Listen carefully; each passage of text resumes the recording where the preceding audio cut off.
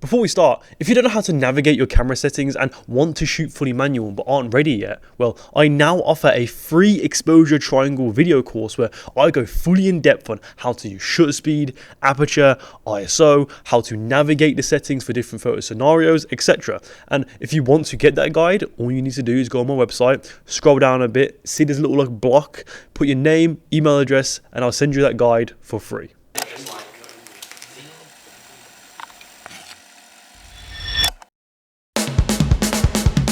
Hello everyone, my name is Joe, welcome to the Genius of Joe. Guys, different setup. This is my little upgrade for a little bit, so for the next couple of months, you better expect to see videos in this scenario. I've got a little second camera as well. I don't know if I'll do the second camera often, but I think I like it. So yeah. Well, anyway, hello everyone, my name is Joe, welcome to the Genius of Joe. Today, we'll be discussing a recent photo shoot of mine, and I just want to go through the process on how I lit it, how I organized it, and just the general process on how I made the photos that I did make. Before we start, I just want to quickly introduce myself. I'm a professional portrait photographer looking to help other portrait photographers not only improve, but to make work that actually stands out to the rest of the industry and break free of that boring and bland photography you see nowadays.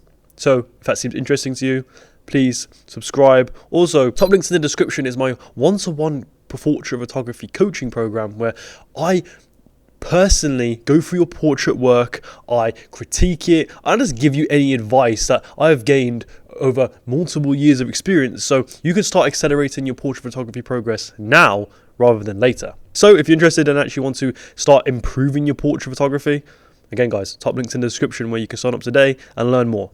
The name of the photo shoot: Heritage. I wanted to call it this because I wanted to photograph all black female models, as I've been so used to photographing a lot of white models, and I wanted to see if it was any different in terms of how I light things, how I edit it, and just challenge myself a bit. Okay, so let's discuss the pre-production of the shoot a little bit. So I would always suggest having some sort of pre-production phase, especially if you want to do a shoot where it's more stylized and you want to hire out a studio and do something more creative. I personally like to create a mood board with all the types of poses I want and just the look and the theme that I'm going for. And I think this is essential for not only you, but for the model. Because if you show the model, they have a reference of what the theme is and what the look is, so they know what to wear and they can just generally prepare for the shoot. Obviously, it's great for you because you have something to look back on while you're on the shoot. So if you have poses on your mood board and you're on the day, oh shit, you're stuck in a rut, what type of poses I want to do, you got your laptop, you put your laptop on your phone, you go, okay, boom, okay, let's do this pose. And I think that's worked very good for me. To add to the pre-production process, I like to have a lighting plan, obviously if I'm going to use lights, and I think it's great for myself and also if I have any lighting assistants helping me out. When I say lighting assistants though, it's usually just my friends. So guys, I'm not some I'm a professional, but I'm not some that high up. I've got lighting assistants, really paid lighting assistants or anything like that. No, they're just my friends, right? But usually I use this app called Link, which you probably have heard of before. A lot of cinematographers use it, so it's just a little diagram. You can create diagrams of lighting plans you can do. It's very simple, very easy to understand. It's a great starting point. But this time for this shoot, I use this app called Set.a.light. So Set.a.light. And I'm gonna say this right. This app is a game changer. So basically, I'm not sponsored or anything like that. I'm just gonna explain to you how good this is. It basically creates this you can create this diagram. I not only have this diagram of the lighting plan, but you can also, it's gives you a 3D model of the shoot that you're gonna, the set that you're on. So you can create a 3D model of your models, of the set you're on, and obviously have access to all these different lights.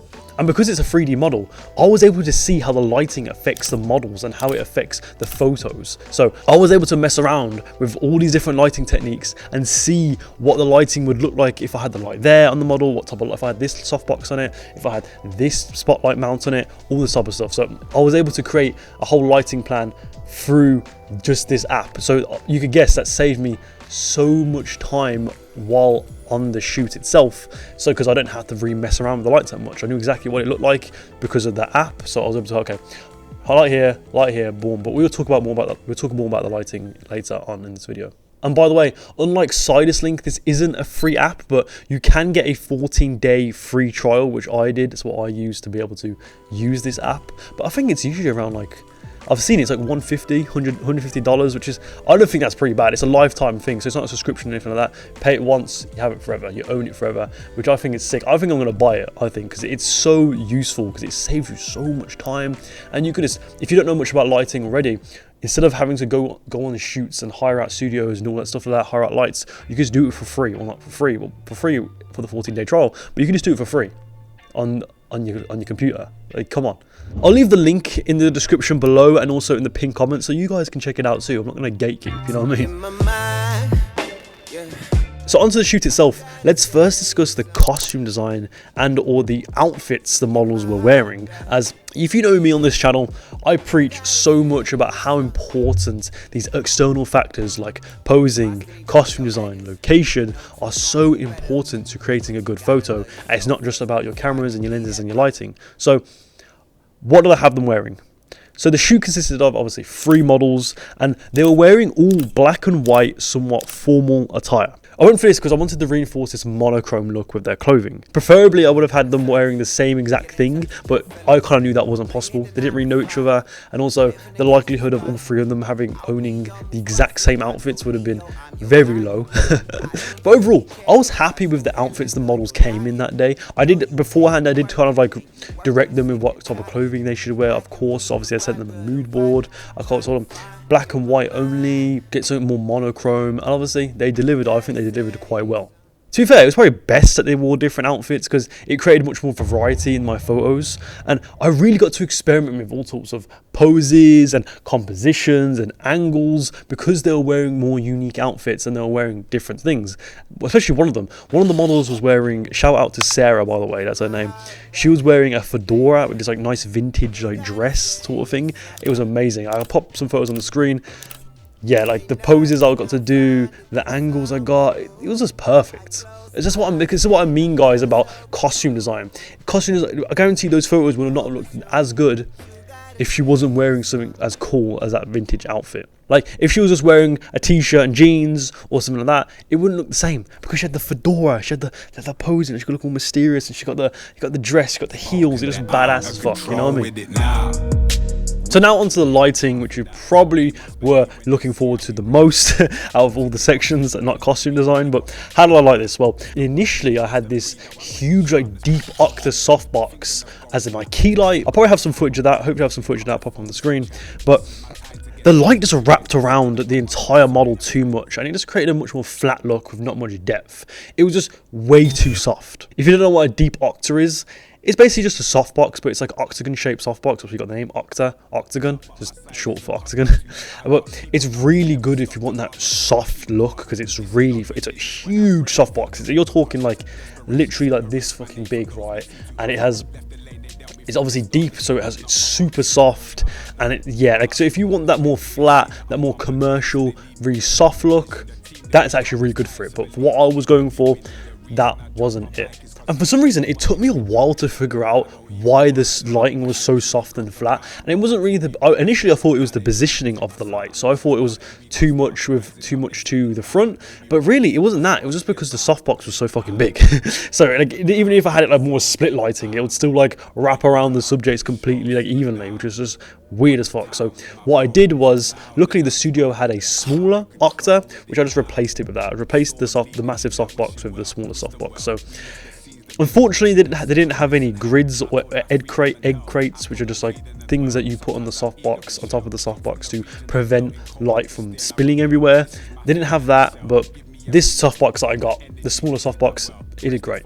But personally, if I had a grid, I would have used that grid to prevent that. Like when I use softboxes, I always like to use a grid on it so I can just control that light even more. To be fair, even with the smaller softbox, it still wrapped around the subjects a bit too much, and it was creating this quite flat look like the deep octa. Not as much as the deep octa, but it was creating that flat look a little bit. So I literally had to place the light to like directly to the side of them, like split lighting, just so I can get some shadow in the face, and just to create some depth and separation in my lighting. One thing I would 100% recommend if you want that more dramatic and cinematic look in your portrait photography is to shoot on the shadow side of the model's face. So what I like to do is ask what the model's best side is. So let's say it's on this side, it's the right side. What I like to do is then place the light opposite to their best side. So if their best side is the right side, I put the light on the left side, or lighting mainly the left side, so I can obviously shoot on the shadow side. So if you look at these photos, the model's best side is their right side, so I had them facing to the right and placed my light so it mainly lit the left side of their face. But you can see how it creates so much depth and just looks sick. And additionally to the key light, I had 2 rim lights to the side of the models, one with a snoot mount and one with a spotlight mount. A snoot, if you don't know what a snoot is, it's just like this. It's just a modifier that narrows down the light to a circle, basically. So it's just narrowing it down the opposite to a softbox. And the spotlight mount, it does the same thing, but I don't think it's as tight. And obviously you can put modifiers inside of the spotlight to create more shape, little like the projections, if you've seen that online before. I wanted to use the spotlight mount for both rim lights, but unfortunately the studio only had access to 1 spotlight and 1 snoot, so I just had those together. It was kind of weird actually, because the rim light on the right side wasn't really noticeable, because I think it was being overpowered by the key light, which is also coming from the right side. Maybe if that rim light on the right side was more powerful, then it could have been shown more, but it's whatever, really. Don't really care. I added this rim light because I wanted to create this more attractive look by like highlighting the jawline a bit, you know, making them look good. And also the light, without those lights, it was just a 1 light setup, and I feel like I wanted to add more depth and add more depth, add some more spice, some more layer to the photo. I wouldn't usually recommend just adding an extra light just for the sake of it, because if the 1 light setup is perfect, I don't see why you need to keep adding more lights. But if you just want to experiment a bit with different multiple light setups and just trying something new, that's perfectly fine.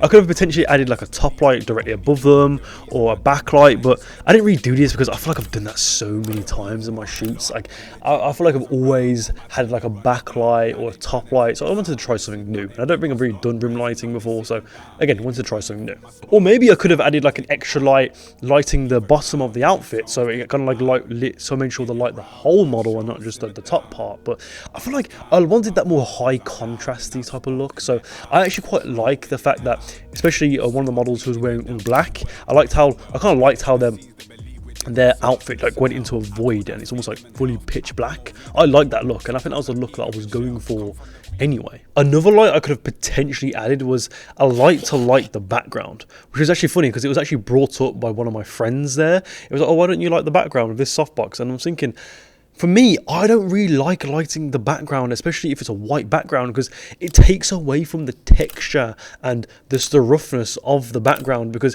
if you do light it, it will just be purely white. And obviously I've done that before where I do light the background and it doesn't add much depth, and I feel like I'm just shooting them against like a heaven, like just a blown out background, and I don't really like that look. And if you look at the photos, I like that roll off to like from light to dark, like that like vignette type of look, as it kind of like centers the model more, if that makes sense. It kind of like makes you focus more on the model, because that vignette is almost like leading you to look at the model, if that makes any sense. I don't know. But at the end of the day, I'm not telling you to not light your white background. If you want to do that, and that's a look that you want to go for, you go ahead, man. It's just not my cup of tea. But also, if you notice in some of the photos, the floor is fucking grim, mate. It's dirty as fuck in some of the shots, and I could have edited it out in Photoshop or in Lightroom, but for some reason I actually quite liked that grittiness. It kind of added to that layer, kind of added to the grittiness of the photos a little bit, which was what I was going for. I was going for that more high contrasty, more dramatic and gritty look in my photos. Obviously, preferably I wouldn't want like a bunch of marks on the floor of my photos, which actually I did get rid of. I actually did edit some marks out in the photos. If you look at it, well, you can't tell, but because obviously I'm such a professional, you can't tell. Like, no, if you look at it, there was way more marks on the floor than before. There was like so many black marks, and there like scratches, and like there was like this piece of like wood, like it's like a little branch from like a stick or something that was on the floor, which for some reason I did not notice. So that's a big thing too, guys. If you're shooting in like a studio, just always pay attention to the floor, the surroundings. Because for me, I think because I had like a shorter time slot, I had like a 2-hour time slot. I had to photograph 3 models individually, 3 of them in groups. So I was kind of stressed out a bit with like, okay, being quick with it. So I didn't really notice it. I didn't notice these little things on the floor. Like there's little little branch on the floor, like little stick on the floor, and it was in like most of my photos. So in every single photo, I had to like manually go ahead and delete it out in Photoshop, which is just like a pain. So yeah, just be sure and just be careful and look out for that type of stuff in the photo shoot, so you don't have to edit in post. But that's it really in terms of the lighting setup. It's very simple setup, 3 light setup, 2 rim lights, 1 key light, very simple stuff, just something different that I haven't tried before, but something new. And by the way, if you want to learn more about lighting your models, I have a full in-depth lighting video course where I just go over the basics of lighting, or portrait lighting at least. So if you know nothing about lighting right now, you can go watch this course and you'll know so much more about how to light your subjects and so on. So if you're interested and actually want to learn more about lighting and understand all these different lighting techniques and lighting setups that I use and other photographers use, guys, links in the description where you can learn more, and buy today. Now onto the poses, and unfortunately this aspect of poses is neglected by so many portrait photographers that prevent them from taking great portraits. We tried a whole bunch of poses that I have never tried before, so it was very fun. It was a very fun experience for me. But I think my favorite poses were the ones where they were lower down and almost sitting. Well, I say sitting, but they were more like squatting on the ground rather than sitting. And initially, this wasn't even my idea. Like, I had no plans on doing more of those sitting down poses, but one of the models actually suggested we should do it, which I thought was a great idea. I was so fixated on the standing poses and running out of poses standing up, when I realized if we just go lower down, it creates a whole new perspective and there's so many more posing options. And with my poses, I always like to create as much depth as possible. So I had them on a slight like 45-degree angle towards the light. So it just created that shape and created much more depth in my photos. And because they were female, I wanted the poses to emphasize those curves, so I had them arching their back more, bringing their chest up more, leaning forward a little bit, etc. And credits to them, to be fair, they were quite good at this already, so I didn't really had to direct them that much. They had great posture, they knew that what they were doing, it clearly was natural to them. I wouldn't say I'm a photographer that likes those more unorthodox and more crazy poses, because I think it's kind of overdone and I think it's just frankly a bit corny, but sometimes on occasion, I don't mind doing it. And also for my poses, I want to create those shapes, I want to create those angles. So you can kind of see in the photos, I had them on certain angles and very specific foot placements, which created those angles and shapes in between the model's bodies. So you can kind of see in between the legs, you got the triangle shape, that square shape, and this creates some more depth to the photo. And guys, it's simpler than you think, and if you're struggling with posing and want some more guidance of it, I actually have a video, and I'll put it up here, which gives you more guidance on knowing how to pose your models. Okay, so now onto the cameras and lenses. So wrongly, you were probably way too fixated on this section. Like you were way too like focused on what cameras was he using, what lens was he using. Which, guys, first I just want to say this right. For portrait photography, most cameras at a decent budget level would work completely fine for portraits. Lenses are a bit more complicated, as certain lenses have certain imperfections that you may not want or you may want in your photos. But for the camera side, just get a camera with some decent autofocus, decent ISO capabilities, and you're sorted really. But for this shoot and like most of my shoots, I use my Canon R6, the Mark I version, so not the Mark II version, with the Sigma 24-70 EF f2.8, and occasionally switching to the Canon RF f2. I found that 24-70 is like my favorite lens for portrait studio stuff, specifically because it has so much versatility. You know, like it just saves me from constantly changing my lenses, and I like to shoot at like f5.6 a lot to get all of them in focus, so I don't need the prime lens to go to like the f2 and the f1.8s and the f1.4s. But I also like to carry around an 85mm because I think for me, 85mm is like the perfect focal length for close-up shots. So if I use a 24-70 for the full shots, for all like the wide angles and the mid shots, but for the close-ups of just the face, like chest up, I love the 85mm. The 85mm is perfect for that. And if you guys want to know what type of settings I like to use for my shoots, click up here and you can find out more. Anyway guys, that is it for the video. Thank you for watching. That's it really. The shoot, it was very simple type of shoot, simple lighting setup, simple everything. I just wanted to keep you guys updated. I like to make these type of videos because I want to keep you guys updated with what type of equipment I'm using, what type of studios I'm using. Oh, actually, I didn't mention the type of studio I used. I just booked out a studio in Birmingham. It was called Boxed Studios. So shout out to Boxed Studios for letting me use their studio. Obviously I paid them, but it's a nice studio. Got some decent equipment, decent backdrop, and it was just again, speakers there, nice facility, nice studio, big nice room. It's great stuff. So shout out to them. I'll probably put their Instagram in the links in the description and the website, so if you're based in the Birmingham area in the UK, you can check it out. And please guys, if you like this type of videos, like, subscribe, comment, so I know you like them. Obviously, I think these are very useful. I get to teach you, I get to tell you how I light things and how I shoot things, and also along the way, teach you how to shoot your own things, like what settings to use, what lighting setups to use, etc. Also, if you're interested guys, links in the description. And again, is my one-to-one portrait photography coaching program. I have my free exposure triangle guide and my lighting video course that you can look at. And if you're interested, again, links in the description below where you can check them out. Click on any of these videos here to learn more about portrait photography, and I'll see you guys next time. Peace.